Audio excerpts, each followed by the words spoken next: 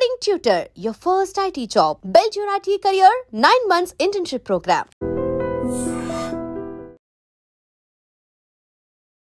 Namaste, welcome to iDream Talking Point with Kavita.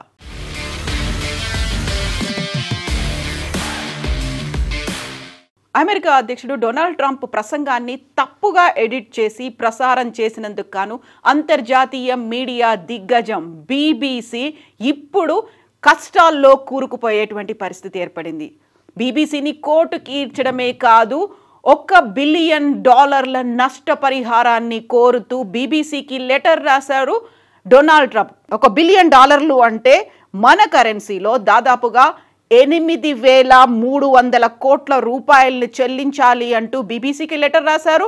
అందుకు ఈ శుక్రవారం వరకు గడువుని విధించారు. 2021 జనవరి 6న డొనాల్డ్ ట్రంప్ అధ్యక్షుడిగా ఉన్న సమయంలో కొంతమంది క్యాపిటల్ హిల్ మీద అటాక్ చేయడానికి వెళ్లారు. ఆ సమయంలో గంటకు పైగా డొనాల్డ్ ట్రంప్ చేసినటువంటి ప్రసంగాన్ని తమకు అనుకూలంగా బీబీసీ ఎడిట్ చేసి పనోరమా అనేటువంటి డాక్యుమెంటరీ సిరీస్లో దాన్ని పబ్లిష్ చేసింది అనేటువంటి మాటతో డొనాల్డ్ ట్రంప్ ఈ నష్టపరిహారాన్ని కోరుతూ కోర్టుకి ఈడుస్తాను అంటూ ఒక లెటర్ని కూడా రాశారు. అయితే బీబీసీ అందుకు క్షమాపణలు కూడా చెప్పింది. బీబీసీలో ముఖ్యమైనటువంటి 2 ఆఫీసర్లు రాజీనామా చేశారు. బహిరంగ క్షమాపణ చెప్పినప్పటికి కూడా డొనాల్డ్ ట్రంప్ అందుకు ససేమిరా అంటున్నారు. అందులో తన చేసిన ప్రసంగాన్ని అనుకూలంగా మలుచుకున్నారు. ఒక స్టార్టింగ్లో చేసినటువంటి ఒక చిన్న బిట్ని ఆల్మోస్ట్ ఎండింగ్లో చేసినటువంటి 50 నిమిషాల తర్వాత మాట్లాడినటువంటి మాటల్ని రెండింటినీ క్లబ్ చేసి అది వ్యతిరేకంగా తనకు వ్యతిరేకంగా ఉండేలా డాక్యుమెంటరీలో చిత్రీకరించారు అంటూ డొనాల్డ్ ట్రంప్ ఈ వ్యాఖ్యలు చేశారు. అందులో క్యాపిటల్ హిల్కి వెళ్తున్నాం, మీతో పాటు నేను అక్కడికి వస్తున్నాం, మనం భీకరంగా పోరాడాల్సినటువంటి అవసరం ఉంది అనేటువంటి మాటలు వచ్చేలా డొనాల్డ్ ట్రంప్ చేసినటువంటి వ్యాఖ్యలు ఉన్నాయి అంటూ పనోరమా సిరీస్లో దాన్ని ఎడిట్ చేశారు. యాక్చువల్గా we are going to walking to on capital and we are going to cheer on congress men and women అనేది ఆ ప్రసంగం స్టార్టింగ్లో చేసినటువంటి మాటలు. ఆ తర్వాత we are going to walking to on capital అనే దాన్ని క్లబ్ చేసి, అంటే ఆల్మోస్ట్ 50 నిమిషాల తర్వాత వచ్చినటువంటి ఇంకొక మాటని క్లబ్ చేశారు. సో యాక్చువల్గా ఆ వ్యాఖ్యం మొత్తం కలిపితే we are going to walking to on capital and we will be there with fight, అంటే నేను మీతో కలుస్తున్నాను, మీతో కలిసి పోరాడుతాను అని వచ్చేలా వ్యాఖ్యలు ఉన్నాయి అనేటువంటి మాటతో ఇప్పుడు అది తను చేసినటువంటి ప్రసంగానికి పూర్తి భిన్నంగా వ్యతిరేకంగా ఉంది. తన ప్రోద్బలంతోనే క్యాపిటల్ హిల్ మీద దాడి జరిగింది, అటాక్ చేశారు ఆందోళనకారులు అనేలా ఉంది అనేటువంటి మాటని డొనాల్డ్ ట్రంప్ తరఫునటువంటి అడ్వకేట్ బీబీసీకి రాసినటువంటి లెటర్లో మెన్షన్ చేశారు. యాక్చువల్గా బీబీసీకి రాసినటువంటి ఈ లెటర్ ఇప్పుడు అన్అఫీషియల్గా మీడియాలో కూడా కనిపిస్తోంది. దీన్ని చూసిన తర్వాత 2 అధికారులు అయితే దానికి సంబంధించి క్షమాపణలు కోరుతూ రాజీనామా కూడా చేశారు. దాంట్లో ప్రధానంగా బీబీసీ సంస్థకు చెందినటువంటి డైరెక్టర్ జనరల్ టిమ్ డేవీ, అలాగే న్యూస్ చీఫ్ టర్నెస్ డెబోరా వంటి ఉన్నతాధికారులు ఇప్పటికే 2 రాజీనామా చేశారు. అది కూడా ఈ ఆదివారం నుంచి మొదలైనటువంటి రాజీనామాల పరంపర. అయితే దాన్ని స్వాగతిస్తున్నటువంటి డొనాల్డ్ ట్రంప్ తన $1 బిలియన్ నష్టపరిహారాన్ని మాత్రం ఉపసంహరించుకునేది లేదు, కేవలం క్షమాపణలు చెప్పడం వల్ల లేకపోతే తనకు జరిగినటువంటి డ్యామేజ్ అనేది కంట్రోల్ కాదు అనేటువంటి మాట, దాన్ని రివర్స్ చేయలేము అనేది దీనికి శుక్రవారం వరకు అయితే గడువు ఉంది. అండ్ వీడు చేసినటువంటి ఆల్టరేషన్ వల్ల, ఎడిట్ చేయడం వల్ల తన రెప్యుటేషన్కి దెబ్బ పడింది అనేటువంటి మాటని ఇప్పుడు కోర్టుకి ఈడుస్తాను అని డొనాల్డ్ ట్రంప్ అయితే చాలా గట్టిగా చెప్తున్నారు. అత్యంత శక్తివంతమైనటువంటి మీడియా సంస్థ ప్రపంచంలోనే, అది కూడా ప్రభుత్వం తరఫున ఫండ్స్ తీసుకొని రన్ చేస్తున్నటువంటి సంస్థ, అందులోనూ ఇప్పుడు పాలస్తీనా, గాజా, ఆ తర్వాత ఇజ్రాయెల్ మధ్య జరుగుతున్నటువంటి యుద్ధానికి సంబంధించి కూడా పక్షపాతంగా వ్యవహరించింది అనేటువంటి మాటనైతే అందులో మెన్షన్ చేస్తూ లెటర్ అయితే రాశారు.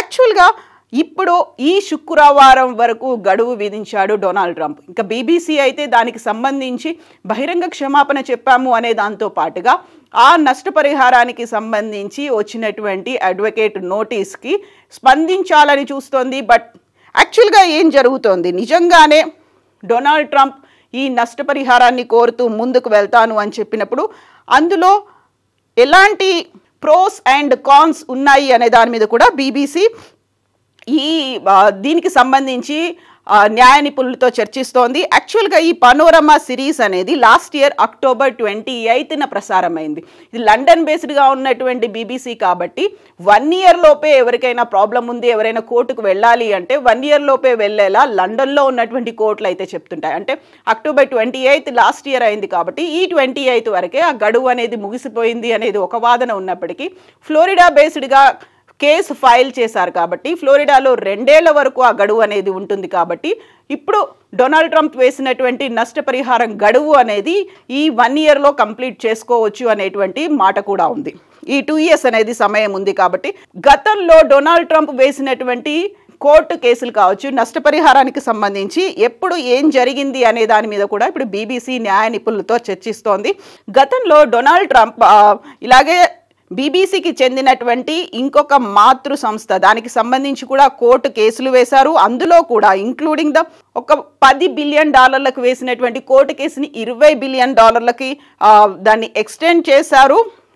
BBCకి చెందినటువంటి US పార్ట్నర్ CBS అనేటువంటి US పార్ట్నర్ ఉంది BBCకి, దాని మీద నష్టపరిహారాన్ని కోరుతూ $20 billion వేశారు. అందులో కూడా కమలా హ్యారిస్తో తాను మాట్లాడినటువంటి మాటలు, కమలా హ్యారిస్కి ఓటు వెయ్యండి అని చెప్పినటువంటి మాటల్ని తమకిష్టం వచ్చినట్టుగా ఎడిట్ చేసుకున్నారు అనేటువంటి కొటేషన్తో, అలాంటి స్టేట్మెంట్తో డొనాల్డ్ ట్రంప్ గతంలో $20 billion నష్టపరిహారాన్ని అయితే కోరారు. దీంతో పాటుగా ఇంకొక డిఫమేషన్ కేసును వేశారు, అది న్యూయార్క్ టైమ్స్ మీద. అందులోను కూడా spreading false and defamatory content about him, so ఆయన మీద నిరాధారమైనటువంటి తప్పుడు ఆరోపణలు చేశారు అంటూ న్యూయార్క్ టైమ్స్ మీద కూడా గతంలో $15 billion సంబంధించి నష్టపరిహారాన్ని కోరుతూ డొనాల్డ్ ట్రంప్ ఒక కేసు వేశారు. దీంతో పాటుగా $10 billion వాల్ స్ట్రీట్ జర్నల్ మీద కూడా కేసు వేశారు. బట్ అవన్నీ కూడా చెల్లుబాటు కాలేదు, వీగిపోయాయి అనేటువంటి మాట.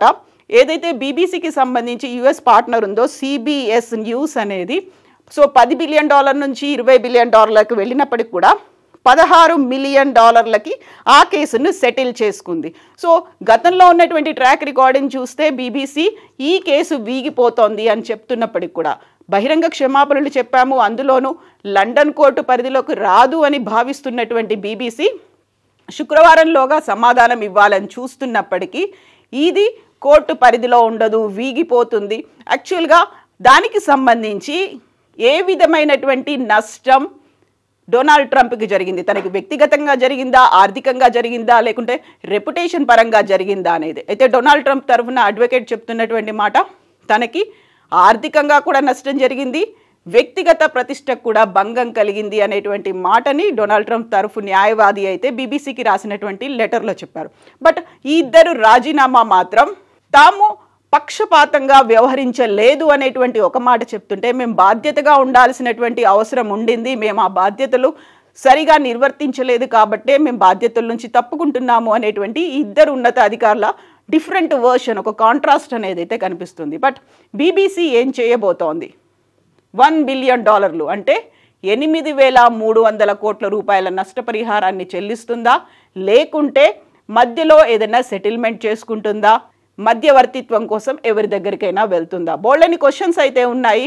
బట్ లండన్ కోర్టు కేసుల్లో మాత్రం ఆ పరిధిలోకి ఇది రాదు, ఎందుకంటే 1 year దాటింది కాబట్టి అనేటువంటి వాదన ఉంది. యాక్చువల్గా BBC అనగానే ఫాల్స్ ఫేక్ న్యూస్ను స్ప్రెడ్ చేస్తోంది అనేటువంటి మాట సోషల్ మీడియాలో డొనాల్డ్ ట్రంప్ కేసును ఫైల్ చేసిన తర్వాత డిఫరెంట్ వెర్షన్స్ రూపంలో అయితే వినిపిస్తున్నాయి. బట్ ఎందుకని ఆ డాక్యుమెంటరీలో కావాలని డొనాల్డ్ ట్రంప్ ప్రసంగాన్ని ఎడిట్ చేసి వేశారు అనేదే బిగ్గెస్ట్ క్వశ్చన్ మార్క్గా కనిపిస్తోంది. అందుకోసమే నేను కోర్టుకి ఈడుస్తున్నాను అనేటువంటి మాటని డొనాల్డ్ ట్రంప్ అయితే లెటర్ రూపంలో అడ్వకేట్ ద్వారా అయితే పంపించారు. ఏం జరగబోతోందని మీరు భావిస్తున్నారు? నిజంగానే BBC పక్షపాతంగా వ్యవహరిస్తోందా? కామెంట్స్ రూపంలో తెలియజేయండి. నిజంగా ప్రస్తుతం ఉన్నటువంటి సమాజం దేనికి ప్రయారిటీ ఇస్తుంది? ఆర్థిక సంబంధాల చుట్టూ మాత్రమే తిరుగుతోంది. మళ్ళీ ఎన్నికలంగానే చాలా విరక్తి కలుగుతాను. మంచి అనిపిస్తుంది కదా, లేడీస్ కూడా ఛాలెంజింగ్ జాబ్స్ చేసినప్పుడు చాలా బాగుంటది. ట్రాఫిక్ అసిస్టెంట్స్ గా నియమించిన ట్రాన్స్జెండర్స్ అందరితో సాల్యూట్ చేయించుకుంటున్నారు. ఫుడ్ డెలివరీ ఇవ్వటానికి వెళ్ళినటువంటి డెలివరీ బాయ్ అనిల్ పై కళ్ళ ముందు